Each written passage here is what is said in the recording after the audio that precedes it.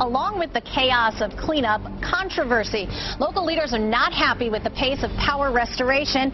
Neither are state lawmakers. Two Democratic leaders are poised to push for more accountability from the utility companies. It could be show up or pay up.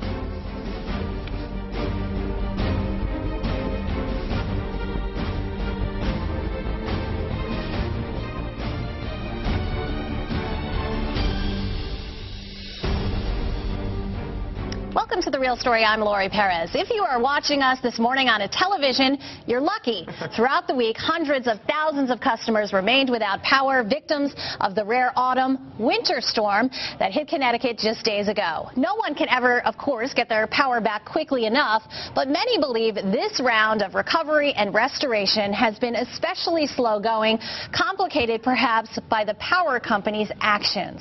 That is moving some local lawmakers to action. We're joined now by Simsbury First Selectman Mary Glassman and Mayor of West Hartford Scott Slifka. Also joining us, Fox Connecticut's Jim Altman. Thanks all of you for being here, especially during the storm. You both have been very vocal about your frustration. Mary, you've said that Simsbury might consider a lawsuit against CL&P. Scott, you moved so far as to hire a private company to come in and help with removing debris. Talk about the process of making that decision, and did you have to, what did you do to get to that point? It was pretty simple. The information that we started getting early in the storm, I'm sure Mary got similar things, was that CL&P wasn't delivering. The trucks were not going to be there. The representations they were making were not accurate, and that we were going to be behind the eight ball. So we just said, go out and get whatever we can. We'll figure out the rest of this later. We just have to get it done. We are going to be judged on the results. Let's do it. And I wish CL&P had had that attitude instead of counting the bottom line while the snowflakes fell. But there will be lots to figure out once it is all cleared up. Well, sure, right? But this is an emergency, and they expect people like Mary and myself and other mayors and first selectmen to get it done. And we were dealing with excuses for 24, 48, 72, 96 hours. Everybody had some patience at the beginning of this. It started to run out around day 3, I think. And then when you found out that incompetence and bad decisions were behind the fact that the crews weren't here, I think that's when all the patience went right out the window. But what do you think the genesis of that inaccuracy is? I mean, why do you think it exists? I think they failed. They didn't want to tell anybody that at the beginning. They were not sharing many details. The details that they shared weren't true, and we were kind of kept hovering there. So they said, like, well, maybe they'll get lucky. Maybe it won't be as bad as it seemed. And they took a gamble and they lost. And that gamble has been felt by all the residents of Connecticut, especially in places like Simsbury and West Hartford. Officially, Mayor, it's called a major storm debris removal crew. There is such thing. That's the age we live in now. You're the only town to do this so far. Mary, would you think about doing this? I mean, this is proactivity. It's nice it's sort of refreshing to hear that somebody is being proactive in all of this. Well, I think Simsbury and the Farmington Valley were among the hardest hit in Connecticut. And absolutely, as the mayor said, we are in disaster mode here in Simsbury. 6 days into the storm, we have 1,300 people in our shelters. We've done everything we can do except restore power, which we need CL&P to do. We have done everything possible. We've opened shelters. We've cleared roadways. We're in dangerous situation where wires are still down. Folks have turned to vigilante tree trimming, where they're going out and they're cutting their own lines. They're cutting trees, which is very dangerous. And as power is restored, it gets even more dangerous because those will be reactivated. So folks are getting used to and accustomed to driving over and under power lines, which is extremely dangerous. Small towns like Simsbury, the Farmington Valley, we don't have the resources to hire additional crew. We prepare for the worst case scenario, and we've held up our part of the bargain. We have really not made much improvement since Storm Irene. We do have liaisons, but we're getting bad information, as the mayor said. On Monday, we're told we'd have 2 crews. We had no crews. On Tuesday, we're told we'd have 4 crews. We had 1 crew. Some towns are told they'd have 2 crews. They have 0 crews. So we have reached the breaking point where we need information. We need to rely on that information. All we're asking for is to tell us the truth. Be honest with us so we can make arrangements to keep our shelters open, to let folks know schools are closed. We have some towns that are calling school on a day-by-day basis, and so we're really not not getting the job done. I tweeted that today that it was only 6 weeks ago that you were here on the show talking about the CLNP response after Storm Irene. Do you think that anything changed since then? I do think that they have held up their part of the bargain about providing municipal liaisons. All the towns do have direct contact. The problem is now the information we're getting is not reliable. So we're told crews are coming. They aren't there. They aren't coming. We're told power will be restored 99% of our towns by Sunday.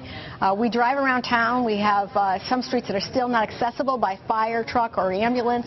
And so we just don't see how the town will be restored 99% by Sunday. So again, we're not getting accurate information, which we need to rely on to get that information out to our residents. So Mayor, you would rather have them say, we don't got the crews. We're not sending anyone to West Hartford right now. Well, yeah, because we could step up on a limited basis and do what we can on our own. We're not qualified to cut wires ourselves. That's the big problem. All of our public works crews wait until those wires are cut first.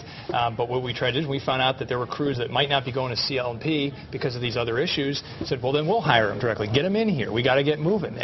But Mary was right. This is they learned nothing, I think, from Irene, except one thing, which was how to spin this better against the towns. They send you the liaison and they tell you guys in the media, yeah, they're all there. They're sitting right there. They're sending these number of trucks. But then we go to the meetings. We ask for verification. None of it's true. And the most abominable thing is that they then turn it around the town and said, we got the crews out there, but we're going where the towns tell us, and they're giving us bad information. Shame on them. We should take some of the millions that Mr. Butler is making, and he should have hired a few more crews. Can you give us, Mayor, a window? I mean, you're meeting with CLNP each and every day, right? You're getting briefed. Tell me, what's it like in one of those meetings? Here's the last meeting. I wish cameras were in these meetings because you'd see the incompetence firsthand. They gave us today, as we left, we said, we want to know where in town power is right now. And the answer was, here's a big piece of paper, map of the town. We've got an intern back at our office. He's highlighting it. We're going to drive over and get it and bring it back. This is a CLNP intern? That is right. And they're going to bring it back to us, and they'll show us, and then they'll route it back and forth, a couple times during the day. And I said, it sounds like the next thing is either going to be carrier pigeons, or they're going to take 2 cans and a string and put it to their place, and we'll talk through that. That's the level we're at, and this is day 6. And it's no different in the Farmington Valley. We're assigned crews, but they can't tell us where they are or what they're working on. So it's very frustrating to be a municipal leader trying to pass along that information to your residents and to your workers. So you brought up the other issues. You didn't really delve into it, but you're making reference to the payment or lack of payment on behalf of CLNP to the contractors. You've talked about a lawsuit. I mean, is that going to be part of the basis of it? Well, interestingly enough, we're in the late 90s. Simsbury actually experienced what we're experiencing now, frequent, long, extended power outages. We took matters into our own hands, and we actually sued CLNP. As a result of that lawsuit, we got a tree trimming maintenance program, we got improved transmission lines, and we got a substation added to Simsbury. We were able to ask through litigation the tough questions. How many crews are in Simsbury? How long does it take to restore power? And as a result of that, we saw some action. Well, here we are 10 years later, and we're right back where we were when we brought the lawsuit in the first place. So we know how to sue. We know how to get the answers to the questions that we need, and we'll do it again. And I guess West Hartford probably knows how to sue as well.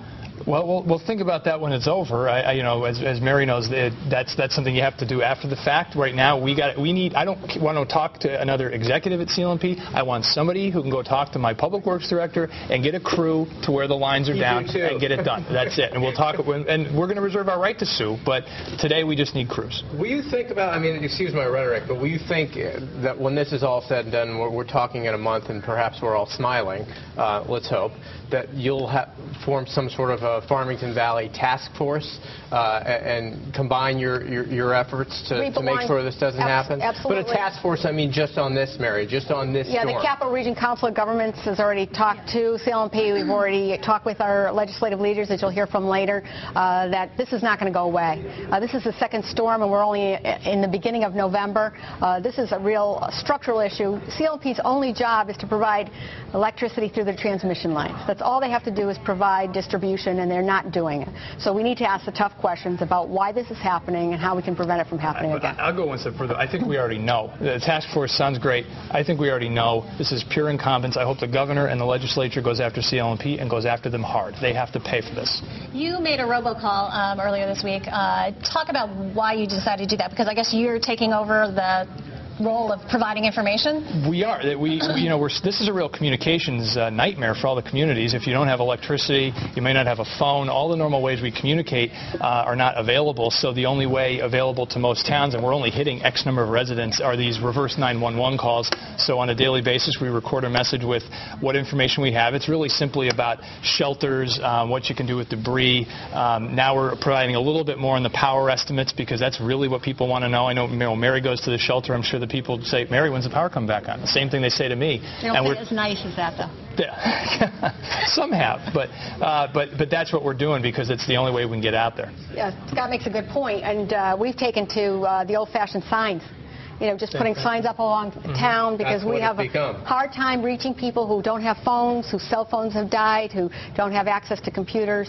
We've had cell charging stations put in to town hall, some of the buildings that we do have up and running on generators, and that's been helpful because folks are in these homes, they're using candles, they have no access to dial 911 if they don't have phones, so it's a very dangerous situation. Scott, you said you want the governor and the state to go after CLMP and to get what, both changes and money? Or? Well, it looks, this isn't just rhetoric. If you look to our north and to our south, we have Massachusetts and New Jersey that apparently recovered much more quickly than this. And at least in Massachusetts, theory might be that they had this penalty legislation that if the power company doesn't get the power on in a X number of days, there's a severe financial penalty. Maybe we need that here in Connecticut. I'm not the expert on that, but I wouldn't want to be CLMP having made Governor Malloy this angry and that legislature. That's right. And actually, that's the subject of our next segment. Thanks so much for being here, Mary Glassman, Mayor Slifka, and Jim Altman. Thanks. Coming up, what happens if this happens again, as it surely will? State lawmakers are echoing the concerns of local leaders and pushing to set power standards that have to be met.